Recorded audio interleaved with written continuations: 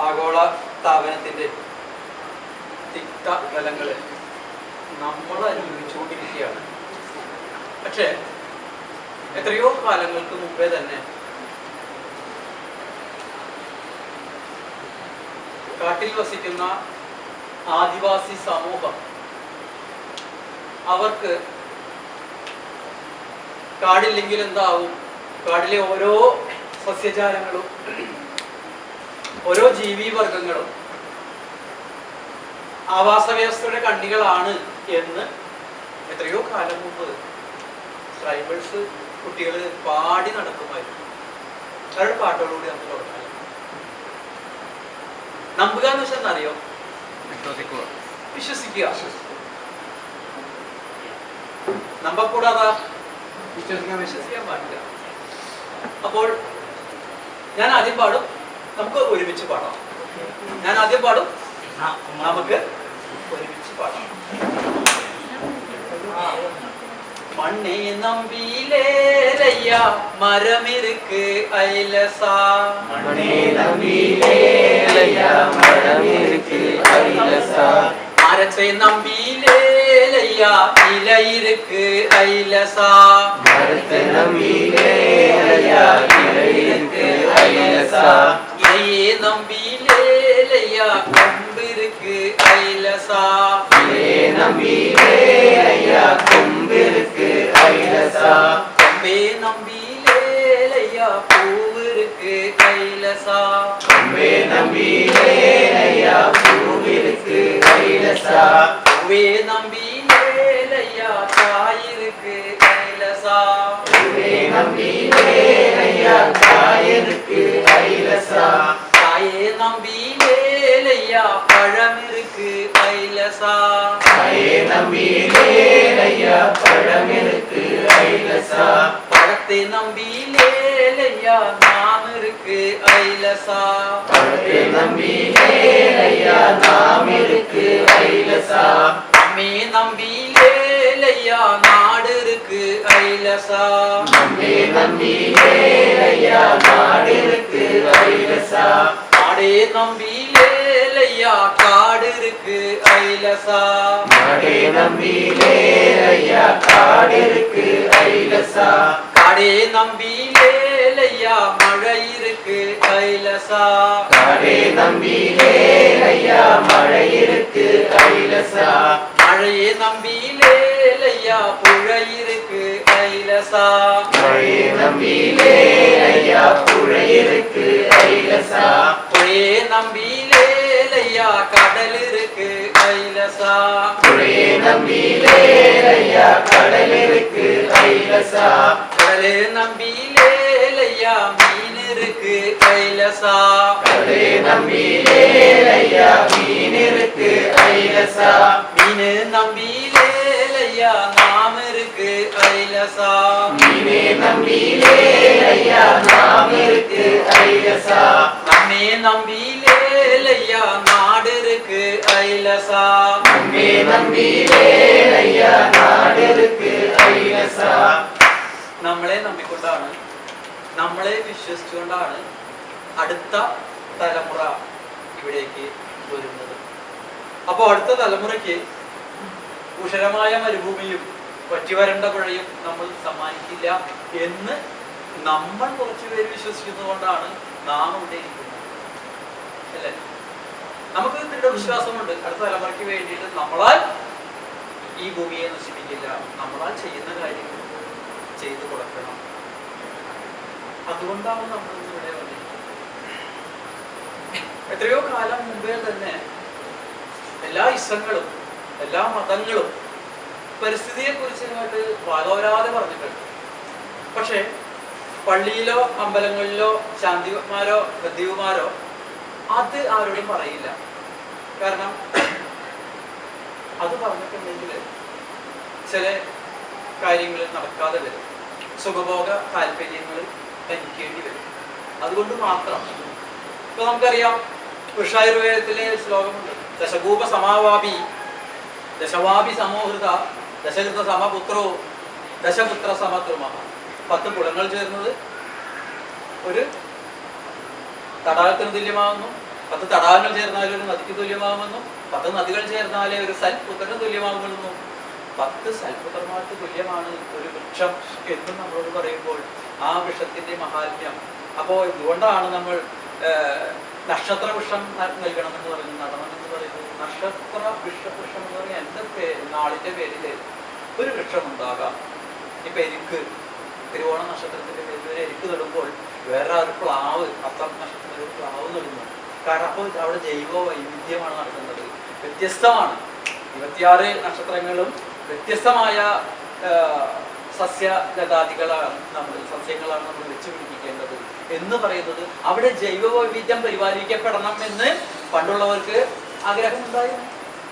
അത് തന്നെ നമ്മള് ഖുർആനിലേക്ക് വരുമ്പോൾ, മനുഷ്യ നിങ്ങൾ ഈന്തപ്പനത്തെ നട്ടുകൊണ്ടിരിക്കുമ്പോൾ ഒരു അന്ത്യദിന ലക്ഷണങ്ങൾ കാണുകയാണെങ്കിൽ പോലും കഴിയുമെങ്കിൽ ആ ഈന്തപ്പനത്തെ നട്ട് ആ വൃക്ഷപടം നട്ടതിന് ശേഷം മാത്രമേ എഴുന്നേൽക്കാൻ പാടുള്ളൂ.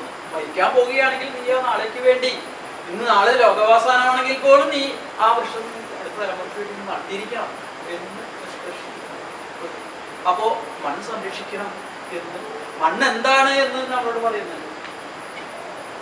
മനുഷ്യ നീ മണ്ണാകുന്നു, മണ്ണിൽ നിന്ന് ഉയർത്തപ്പെടുന്നു, മണ്ണിലേക്ക് തന്നെ എടുക്കപ്പെടുന്നു എന്ന് ബൈബിൾ പറയുന്നു.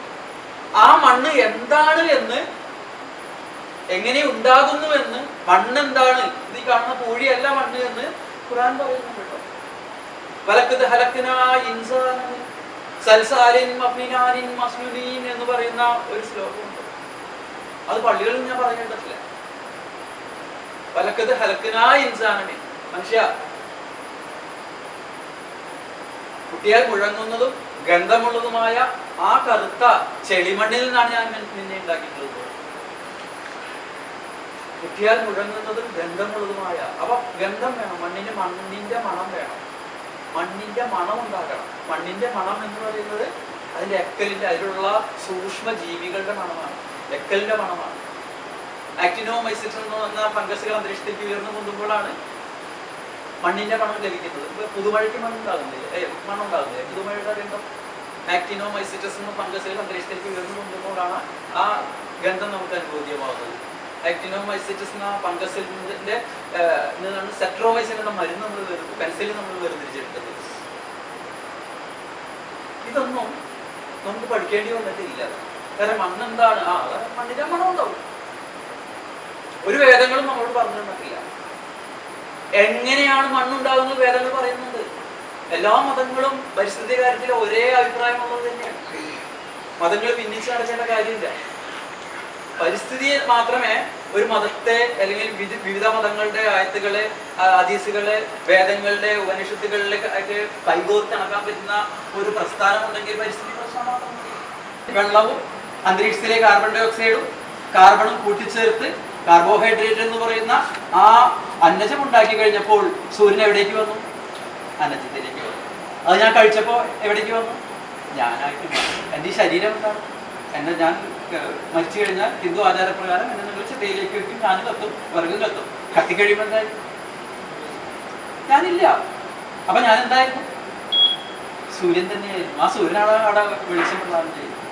ഇത് തന്നെ നമ്മുടെ ശ്രീനാരായണ ഗുരുദേവന്റെ ആത്മോപദേശ ശതകം, നിങ്ങൾ സമയം കിട്ടുകയാണെങ്കിൽ ആ 100 ശ്ലോകങ്ങൾക്ക് വായിച്ചു നോക്കുക.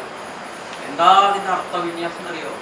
കരണവും ഇന്ദ്രിയവും കളേവരം തൊട്ടറിവും അനേക ജഗത്തിലോത്തിനെല്ലാം പരവെളി തന്നിൽ ഉയർന്ന ഭാനുമാന്തൻ തിരുവുരുവാണ് തിരഞ്ഞു തേറിടണം. കരണവും ഇന്ദ്രിയവും കളേവരം, എന്റെ കരണം, എന്റെ അന്തഃകരണം, എന്റെ അറിവ്, അറിവിൽ നിന്നുണ്ടാവും എന്റെ ബുദ്ധി, ആ ബുദ്ധിയിൽ നിന്നാവുന്ന അറിവ്, അറിവിൽ നിന്നുണ്ടാവുന്ന ചിന്ത, ആ ചിന്തയും എൻ്റെ കൊച്ചുമക്കള്, കാരണം എൻ്റെ കളയപരം, എൻ്റെ ഭാര്യ, എൻ്റെ കുട്ടികള്, നിങ്ങൾ എല്ലാം ജീവജാലങ്ങൾ, സകല ജീവജാലങ്ങളും സസ്യജാലങ്ങളും ജന്തുജാലങ്ങളും എല്ലാം മനുഷ്യ നീ അറിയണം എന്താണ്? കരണവും ഇന്ദ്രിയവും കളയപരം തൊട്ടറിവും അനേക ജഗത്തിലോർക്കല, ഈ ജഗത്തിലുള്ള അനേക ജീവജാലങ്ങളോർക്കിലെല്ലാം പരവെളി തന്നെ ഉയർന്ന ഭാനുമാൻ, ആ ഉദിച്ചു നിൽക്കുന്ന ഭാനുമാൻ, ആ സൂര്യൻ, ആ സൂര്യന്റെ കൃപ തന്നെയാണ്, ആ കൃപാകടാക്ഷം തന്നെയാണ് ഞാനും നീയും ഒക്കെ ആയിട്ട് മാറിയിട്ടുള്ളത്. അപ്പോൾ തത്വം അസി, അത് നീയാണ്. ആ മരം എന്ന് ഇത്രയും നേരം നമ്മൾ ശ്വസിച്ചുകൊണ്ടിരിക്കുന്നുണ്ട്. ഈ മരത്തിലെ മോളിക്യൂളുകളാണ് ഇപ്പോൾ നമ്മളുടെ ജീവൻ നിലനിർത്തുന്നത്. അപ്പൊ നേരത്തെ മരമായിരുന്നത് എന്തായി മാറി? നമ്മളുടെ ജീവനെ പരിപാലിക്കുന്ന മാറി. അത്രയും നേരം നമ്മളെ ജീവനെ പരിപാലിച്ചിരുന്ന ആ മോളിക്യൂളുകൾ കാർബൺ ഡൈ ഓക്സൈഡായിട്ട് എവിടേക്ക് പോകുന്നു? ചെടികളിലേക്ക് പോകുന്നു. അപ്പൊ നമ്മൾ എന്തായി മാറി? പ്രകൃതിയിലെ ചെടിയായിട്ട് മാറി. അപ്പം ഇങ്ങനെ കൊടുക്കൽ വാങ്ങൽ നടന്നുകൊണ്ടിരിക്കും. ഈ കൊടുക്കൽ വാങ്ങലുകളാണ്, ഈ ബന്ധമാണ് നമ്മളെ നിലനിർത്തുന്നത്.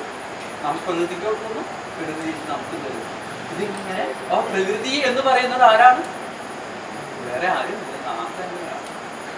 പ്രകൃതി എന്ന് പറയുന്നത് നാം തന്നെയാണ്.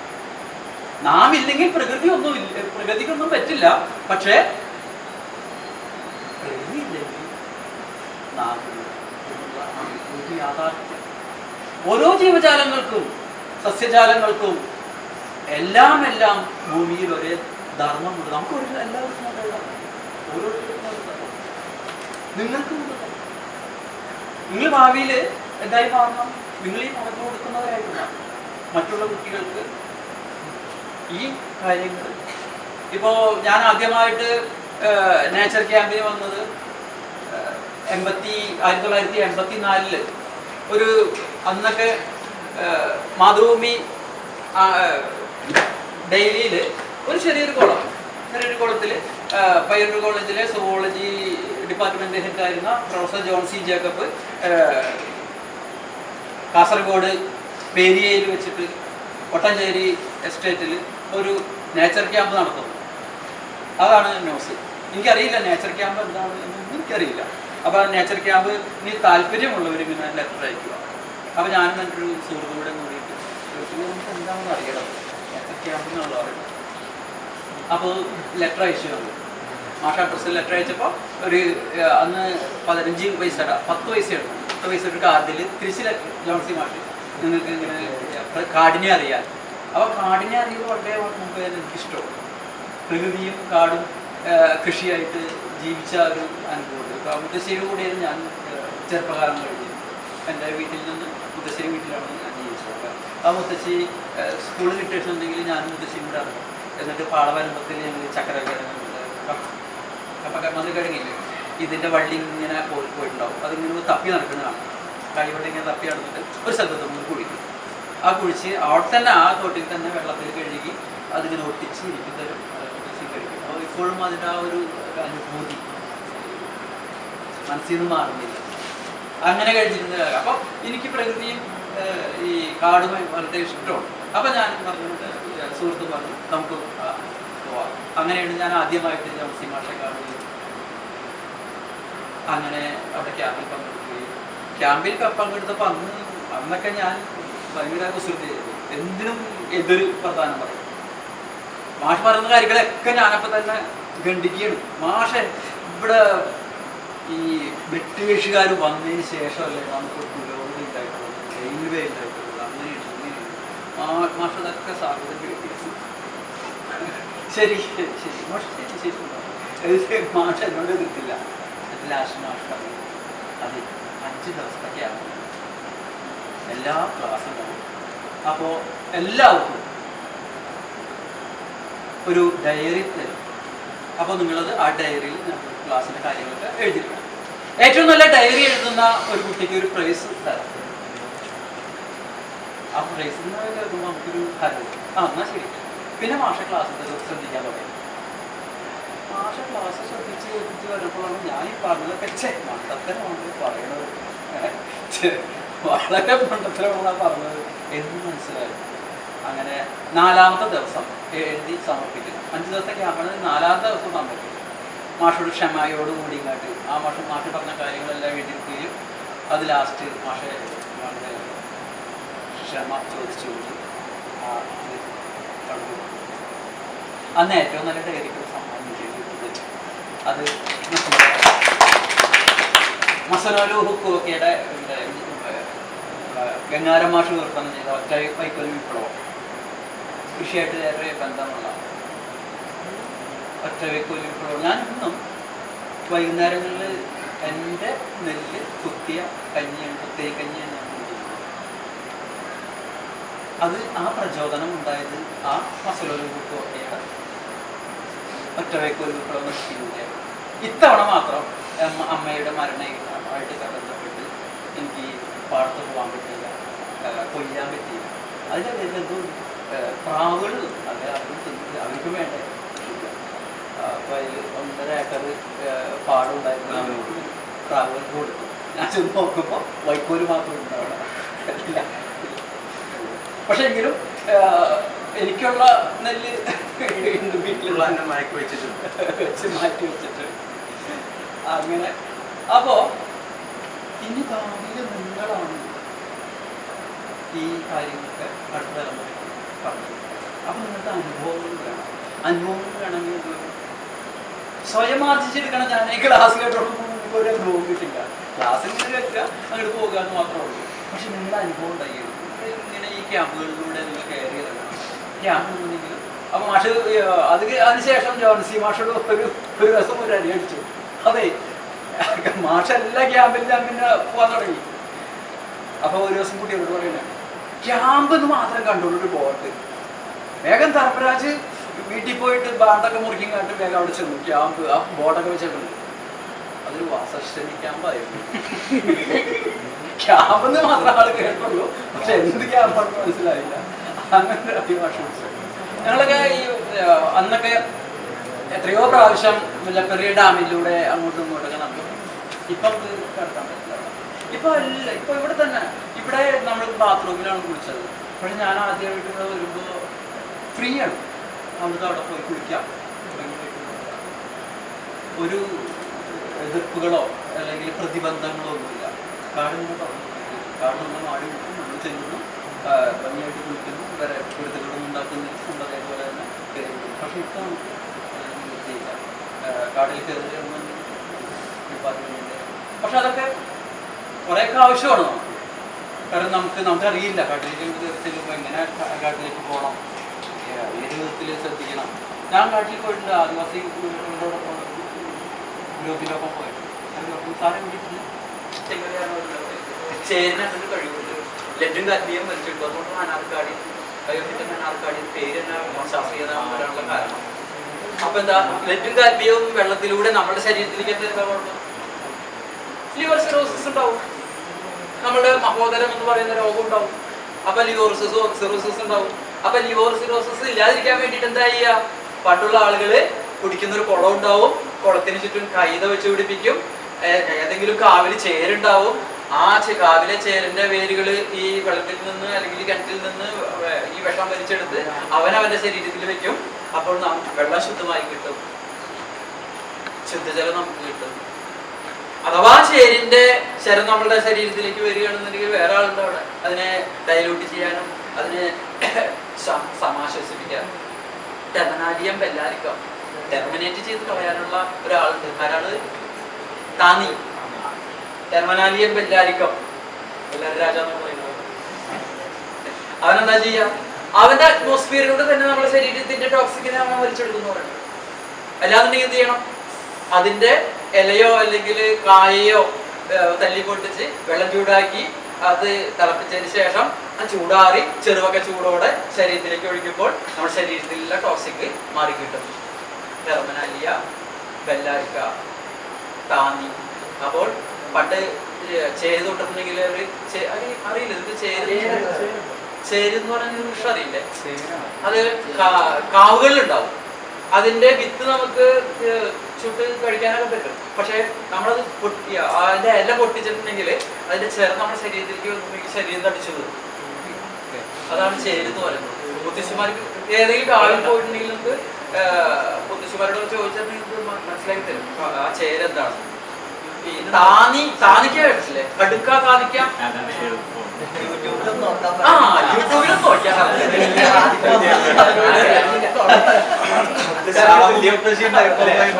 ഇപ്പോഴത്തെ മുത്തശ്ശി നമ്മുടെ യൂട്യൂബർ. അതിൽ നോക്കിയിട്ടുണ്ടെങ്കിൽ ഒരു അതേപോലെ ഒരു കുട്ടി വന്നിട്ട് അവന് പരീക്ഷ എഴുതാൻ പറ്റുന്നില്ല. ഇങ്ങനെ വെള്ളം ഇങ്ങനെ കയ്യിൽ നിന്ന് വീണുകൊണ്ടിരിക്കുകയാണ്. വയർപ്പ് ചുടുവാദത്തിന്റെ അസുഖം. പേന എടുത്തിട്ടുണ്ടെങ്കിൽ പേപ്പറ് നനയാണ്. അപ്പൊ ഞാൻ കുട്ടിയോട് പറഞ്ഞു, ഈ നിലമ്പരണ്ട എന്ന് പറഞ്ഞ സസ്യമുണ്ട്, ആ നിലമ്പരണ്ട സമൂലം എടുത്തുങ്ങാട്ട് രാത്രി കിടക്കാൻ നേരത്ത് നന്നായിട്ട് അരച്ചു വെക്കുക.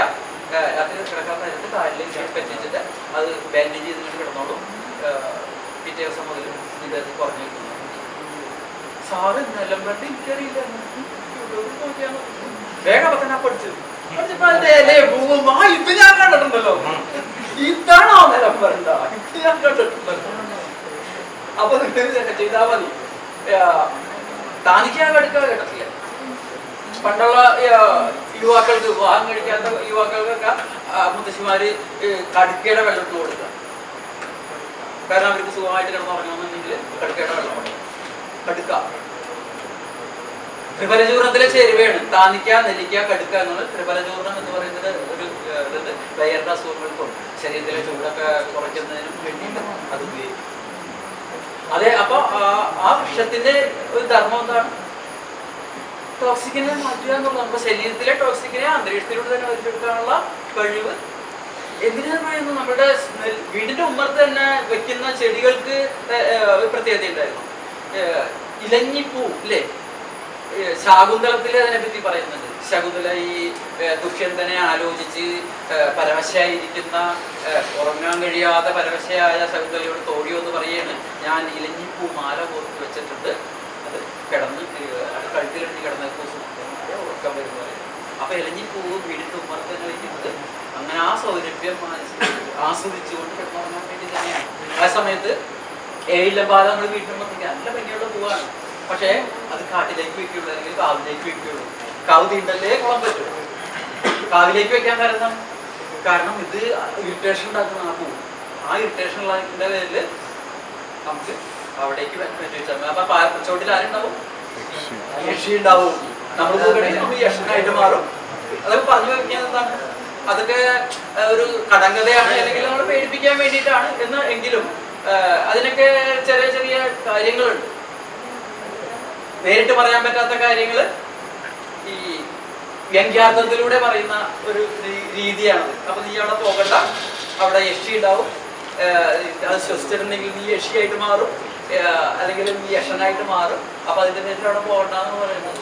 അപ്പൊ ഓരോ സസ്യങ്ങളുടെ സ്മെല്ലിന് പോലും നമ്മളുടെ ശരീരത്തിന്റെ മാനസികാവസ്ഥയെ മാറ്റിമറിക്കാനുള്ള കഴിവുണ്ട്.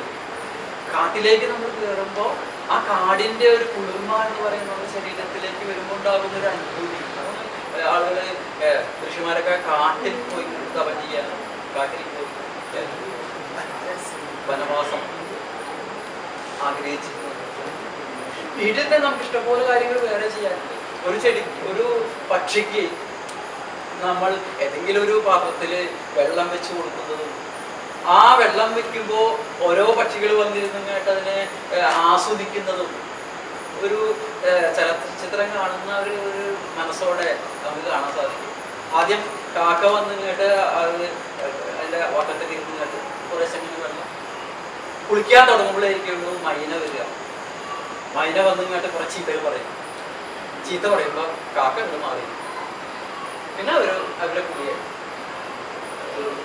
കുളിയെ കഴിഞ്ഞിട്ട് വെള്ളം കുടിച്ചിട്ട് അവർ പോയി. പിന്നീട് രണ്ടാമത് അത് കാക്ക പിന്നെയും വീട്ടിൽ വരും. കാക്കപ്പൊടി നമുക്കറിയാലോ, ആദ്യം മടിക്കും, തലയോട് പയ്യൊന്ന് നോക്കുള്ളൂ. അത് കഴിഞ്ഞിട്ട് അവൻ വന്നിട്ട് പിന്നെ കാക്കപ്പൊടി കാക്കപ്പൊടി എന്ന് പറയും. പക്ഷെ കാക്ക ശരിക്കും കുളിക്കും. അതിന് ഇഷ്ടപ്പെട്ടെന്നുണ്ടെങ്കിൽ ആ വെള്ളം പാത്രമൊക്കെ ഇനി നിലനിൽക്കാൻ പറ്റുന്നൊക്കെയാണെന്നുണ്ടെങ്കിൽ ഭംഗിയായിട്ട് അവൻ ചിറകട്ട് അടിച്ചത്. നമ്മൾ ചിലപ്പോൾ തിരക്കേണ്ടി വരും, നമ്മൾ പോലും ആ ലെവലിൽ കുടിക്കുന്നു. പെട്ടെന്ന് ഒരു ബാത്റൂമിൽ പോയി കയറി വെള്ളമൊക്കെ നമ്മൾ പോയി. പക്ഷേ ഇപ്പോൾ ഈ പക്ഷികളുടെ കുളി കാണാൻ രസമാണ്. അത് ആസ്വദിക്കണമെങ്കിൽ എന്ത് വേണം? അവർക്ക് നമ്മൾ വെള്ളം വെച്ചോ. ചെടികൾ നമുക്ക് നനയ്ക്കാനുണ്ട്. ചെടികൾ നമ്മുടെ അടുത്തേക്ക് വരുമ്പോൾ, ചെടികളുടെ അടുത്തേക്ക് ചെല്ലുമ്പോൾ അവർ പറയുന്നുണ്ടാകാം, ഓ എനിക്ക് വെള്ളം വേണം എന്ന് അവർ പറയുന്നതായിട്ട് നമുക്ക് തോന്നും. എങ്ങനെ പ്രകൃതിയായിട്ട് നമ്മൾ ബന്ധപ്പെട്ടിട്ടുണ്ടെങ്കിൽ, പ്രകൃതിയായിട്ട് നമ്മൾ സമന്വയപ്പെട്ടിട്ടുണ്ടെങ്കിൽ, പ്രകൃതിയുടെ അറിവുകൾ നമുക്ക് മനസ്സിലേക്ക് വന്നിട്ടുണ്ടെങ്കിൽ, അപ്പോൾ അവര് നമുക്ക് ഉത്തരം തരും. ഞാൻ ഇന്ന് രാവിലെ ഇവിടെ പയറില്ലേ, പച്ചപ്പയർ, നിങ്ങളുടെ നാട്ടിലെ അച്ചിനിയാന്ന് പറയും. അത് ഞാൻ അവിടെ ചെന്നപ്പോൾ, കാരണം ഞാൻ എപ്പോഴും ഒരു വെള്ളം ഒഴിച്ചു കൊടുക്കുള്ളൂ, കാരണം എനിക്ക് അവിടെ പോകാൻ പറ്റാറില്ല. അപ്പൊ ചില ദിവസങ്ങളിലൊക്കെ വീട്ടിലുണ്ടാവാറില്ല. അപ്പൊ ഇന്ന് രാവിലെ വെള്ളം ഒഴിക്കാനായിട്ട്, കാര്യം ഇന്നലെ വെള്ളം ഒഴിച്ചില്ല. അപ്പൊ ഇന്ന് ചെന്നപ്പോഴുണ്ട് അവരെങ്ങൾ പയ്യൊന്ന് വാടി കിടക്കുന്നു.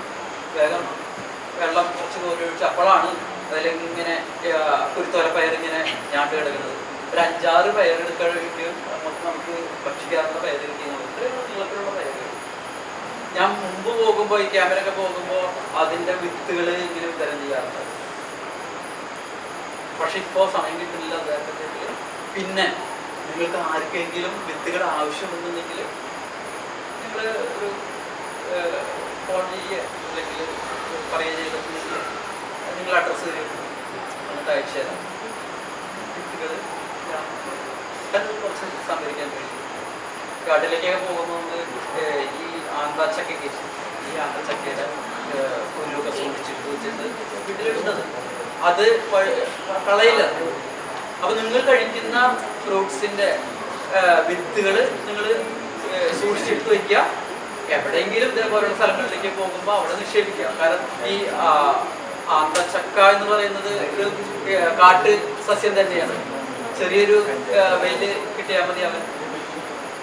ഇപ്പൊ ഇവിടുത്തെ പ്രശ്നം എന്താണ്? എന്തുകൊണ്ടാണ് ഇവിടെ കുരങ്ങുകൾ ആക്രമിക്കുന്നത്? അവര് കാട്ടിൽ കഴിക്കാനൊന്നുമില്ല. കാട്ടിൽ കഴിക്കേണ്ട വൃക്ഷങ്ങളൊക്കെ നശിച്ചു പോയിരിക്കുന്നു. ഫ്രൂട്ട്സ് ഉണ്ടാവുന്ന, പഴങ്ങൾ ഉണ്ടാകുന്ന വൃക്ഷങ്ങളെല്ലാം നശിച്ചു പോയിരിക്കുന്നു. അതിന്റെ പേരിൽ അവര് നാട്ടിലേക്ക് വരുന്നു, നമ്മളെ ആക്രമിക്കുന്നു. കാരണം അവര് നിലനിൽക്കണം. അപ്പോ പ്രകൃതിയിലെ ഓരോ സംഭവവികാസങ്ങളും നമുക്ക് മനസ്സിലാകണം. മനസ്സിലാക്കിക്കൊണ്ട് നമുക്ക് അതിനെ നേരിടാൻ കഴിയണം. ആ നേരിടാൻ കഴിഞ്ഞെങ്കിൽ മാത്രമേ നമുക്ക് ഞാനൊരു പ്രകൃതി സ്നേഹിയാണ് എന്ന് പറയാൻ പറ്റുള്ളൂ. അപ്പോ കുട്ടികൾ പാടിയ ഒരു പാട്ടും കൂടെ നമുക്ക്, അല്ലെ, ഇടയ്ക്കിടയ്ക്ക് പാട്ടൊക്കെ ഉള്ളത് നല്ലതാണ്, അല്ലെ? ഈ ഉറക്കം വരുമ്പോ, ആ ക്ഷീണം വരുമ്പോ മാറി തമാശക്കൊരു പാട്ടാണ്. ഞാൻ ആദ്യം പാടും, നിങ്ങൾ എനിക്ക് പാടും. പൊങ്കാല പൊങ്കലവേ, പൊങ്കാല പൊങ്കലവേ,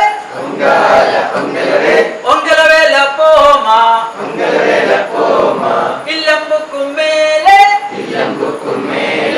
ഓലേ ഓലേ, പൊങ്കാല പൊങ്കലവേ, പൊങ്കലവേ ലപ്പോമാ, ഇല്ലമ്പുക്കും മേലെ, ഓലേ ഓലേ,